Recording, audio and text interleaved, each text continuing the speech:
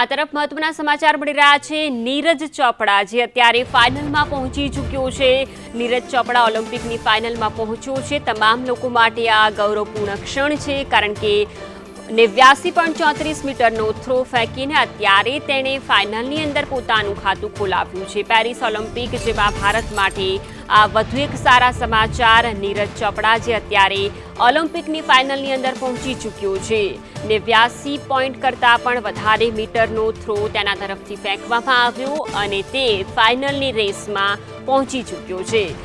નીરજ ચોપડા જે અત્યારે પેરિસ ઓલિમ્પિકની અંદર ભારતનું ગૌરવ વધારવાના વધુ એક તબક્કામાં એક પગલાં આગળ પહોંચી ચૂક્યો છે। સેમીફાઇનલમાંથી ફાઇનલમાં પ્રવેશ મેળવવામાં આવ્યો। પેરિસ ઓલિમ્પિક જેમાં પહેલા મનુ ભાકર જેમણે 2 બ્રોન્ઝ મેડલ જીત્યા અને હવે નીરજ ચોપડા ઉપર તમામ ભારતીયોની આશા છે, કારણ કે નીરજ ચોપડા અત્યારે ફાઇનલમાં પહોંચી ચૂક્યો છે। 89 પોઈન્ટથી પણ વધારે મીટરનો થ્રો ફેંકીને ફાઇનલમાં એન્ટ્રી।